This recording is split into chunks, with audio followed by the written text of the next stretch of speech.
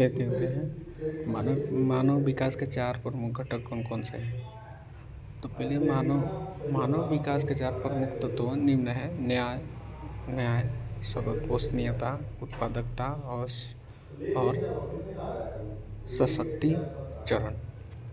अगर हम यहाँ देखें तो मानव का विकास तभी हो सकता है जब उसे न्याय मिले, सतत पोषणीयता हो, उत्पादकता हो और शक्तिचरण हो। तो हम याद कर लेंगे जो मानव विकास के 4 तत्व कौन कौन से हैं। तो पहला है न्याय, फिर सतत पोषणीयता, उत्पादकता और शक्तिचरण। ये 4 कारक हैं जो मानव के विकास के लिए देखे हैं जिम्मेदार कारक है। इसके आगे बात करें जो जीवन निर्वाह कृषि क्या है? जीवन निर्वाह तो ऐसा कृषि जो हम जीवन निर्वाह के लिए करते हैं। जीवन निर्वाह यानी कि हम अपने जीवन को यापन करने के लिए करते हैं, वैसे कृषि को हम जीवन निर्वाह कृषि कहते हैं। जैसे अगर हम इसमें देखें तो क्या लिखा हुआ है? जीवन निर्वाह कृषि घनी जनसंख्या वाले क्षेत्रों में की जाती है। कहाँ की जाती है? घनी जनसंख्या वाली क्षेत्रों में। कहाँ की जाती है? घनी जनसंख्या वाले क्षेत्रों में की जाती है। इस तरह की कृषि नदी घाटियों में की जाती है। पहले तो घनी जनसंख्या वाले क्षेत्रों में। दूसरा पॉइंट, कृषि नदी घाटियों में। इस कृषि प्रणाली में फसलों का उत्पादन स्वयं उपभोग के लिए यानी परिवार के जीवन निर्वाह हेतु किया जाता है, न कि बिक्री के लिए। तो इसीलिए किया जाता है। तो ऐसे लिखेंगे जीवन निर्वाह कृषि से हम यह समझते हैं कि वैसी कृषि जो अपने परिवार या अपने जीवन के आवश्यकताओं की पूर्ति के लिए की जाती है, उसे हम जीवन निर्वाह कृषि कहते हैं। यानी जो कृषि सिर्फ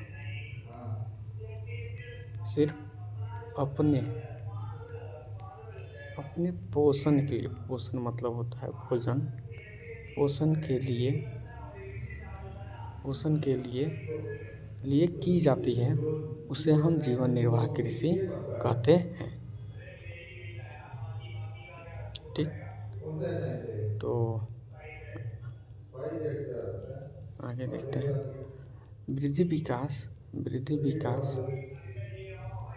वृद्धि और विकास में क्या अंतर है? वृद्धि और विकास में क्या अंतर है?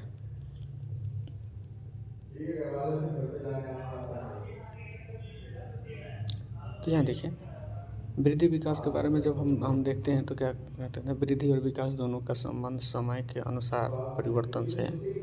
वृद्धि, अगर आपके घर का इनकम में वृद्धि होगी तो आपके परिवार का भी विकास निश्चित है। इसलिए दोनों एक दूसरे पे क्या है? निर्भर है। वृद्धि और विकास दोनों का संबंध समय के अनुसार परिवर्तन से है। अंतर केवल इतना है कि वृद्धि मात्रात्मक है और मूल्य सामान्य है। वृद्धि मात्रात्मक, मात्रा कहने का मतलब क्वांटिटी कहने का मतलब कितना।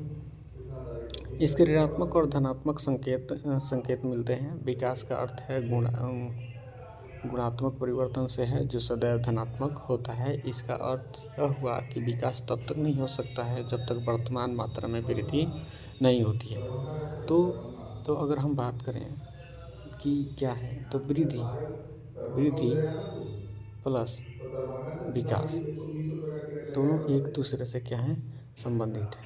दोनों एक दूसरे से संबंधित है। वृद्धि और विकास एक दूसरे से क्या है? संबंधित है। जो विकास है ये सदैव क्या होता है? धनात्मक होता है।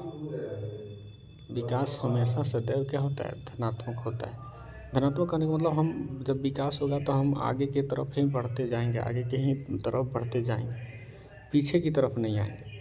और वृद्धि क्या है? वृद्धि कभी कभी हमारी अगर हम बिजनेस करते हैं तो खूब मेहनत करते हैं तो हमारी पैसों में वृद्धि हो सकती है।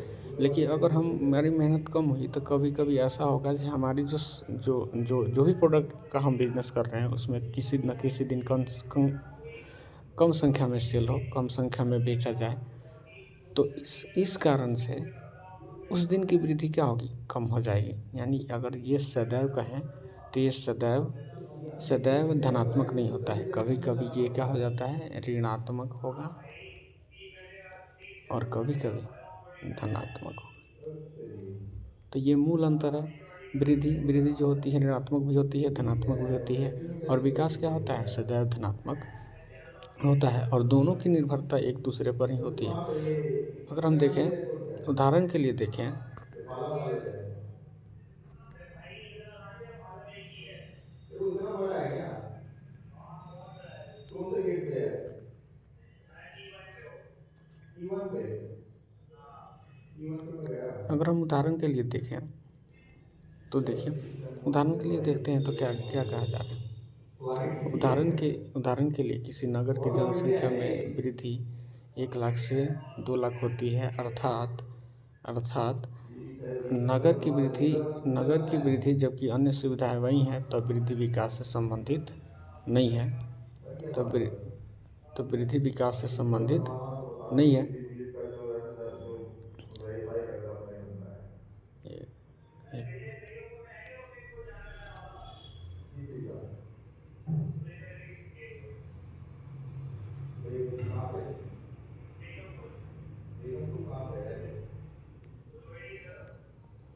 विकास से कोलम संबंधित दिल्ली नहीं का होता है। तो बोलना मोटा मोटी अगर हम देखेंगे वृद्धि और विकास के अंतर बताएंगे तो वृद्धि और विकास दोनों एक दूसरे से संबंधित होते हैं। जो वृद्धि होता है धनात्मक और ऋणात्मक होता है, जबकि जबकि विकास होता है सदैव क्या होता है? धनात्मक होता है। इन जितनी बात हम क्या करेंगे, याद रखेंगे इतनी बात। आगे हम देखते हैं मानवतावाद से हम क्या समझते हैं। ये क्या है? ये मेरा VBI है। मानवतावाद क्या है?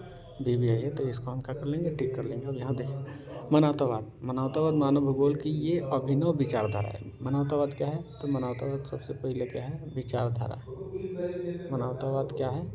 मानवतावाद है विचारधारा। दिल्ली पुलिस से मानवतावाद वेरिफिकेशन क्या है? करता है विचारधारा है। मानवतावाद मानव भूगोल की एक अभिनव विचारधारा है जिसमें मानव मानव कल्याण, मानव जागृति, मानव चेतना, मानव संसाधन एवं मानव की सृजनात्मकता के संदर्भ में अध्ययन किया जाता है। किस किस चीज़ का होता है? जब मानव का क्या चीज़ कल्याण कैसा हो, मानव का हाँ तो सही है वियतनाम बनना मानव और का भगवान को मिलेगा तो बड़ा क्या है किस किस चीज़ में मानव भूगोल एक अच्छा विचारधारा कुछ है तुम्हारा जिसके अंतर्गत हम तुम्हारा ऐसा भी स्कीम बना मानव है कल्याण, कुछ मतलब मानव जिसमें जागृति, स्टूडेंट ढूंढ रहे मानव चेतना, मानव संसाधन और मानव की सृजनात्मक के संदर्भ में अध्ययन किया जाता है। मानव कल्याण, मानव जागृति, वीडियो मानव में है चेतना, मानव संसाधन और मानव की जागृति सृजनता के संदर्भ में अध्ययन किए जाते हैं। इस विचारधारा को केंद्र बिंदु मानव इस विचारधारा का केंद्र बिंदु क्या है? मानव। यानी मानव को का ही कल्याण करना है, जागृति करना है, चेतना करना है और संसाधन एवं मानव की सृजनता के बारे में अध्ययन करता है। केंद्र बिंदु कौन है? मानव। आपको समझने की बात कर रहा जो मानव विकास पर बल देता है। इस विचारधारा के विकास में मानव भूगोल में मानवीय परिघटनाओं के हूँ कैसे दिखेंगे प्रारूपों के वर्णन के स्थान पर इनके पीछे कार्यरत प्रक्रियाओं को समझने में बल दिया जाता है। पक्का अगर सिंपल पूछा जाए क्वेश्चन, मानव भूगोल से आप क्या समझते हैं? तो मानव भूगोल से हम ये समझते हैं कि, कि मानव भूगोल से हम ये समझते हैं कि ठीक है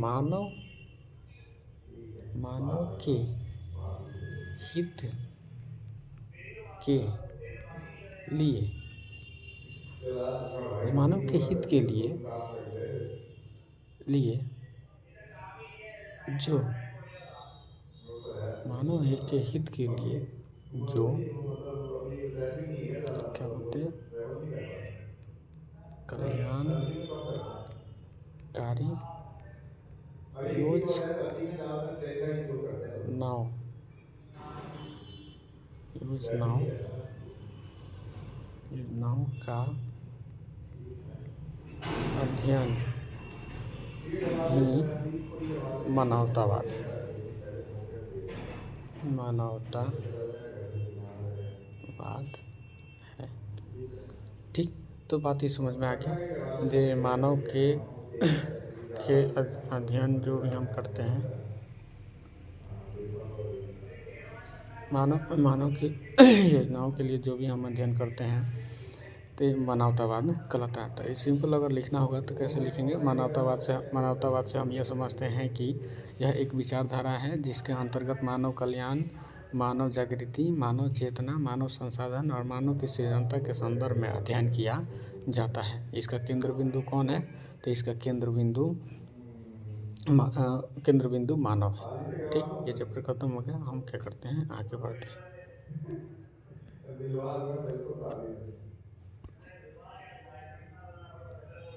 लेकिन एक बात उसके घर में हाइट के बदले नहीं है, कम फिटनेस है।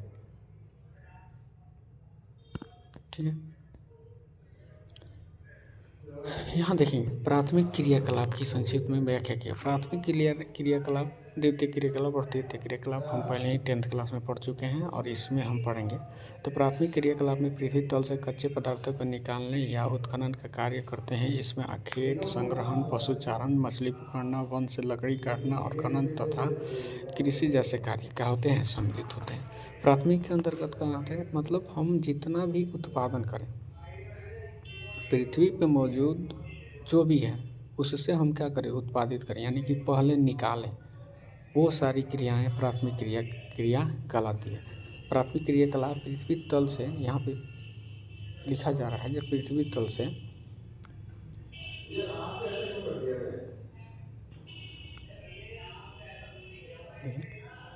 क्या किया जा रहा है, प्राथमिक क्रियाकलापों में पृथ्वी तल से कच्चे पदार्थ को निकालने या उत्खनन का कार्य करते हैं। पहले क्या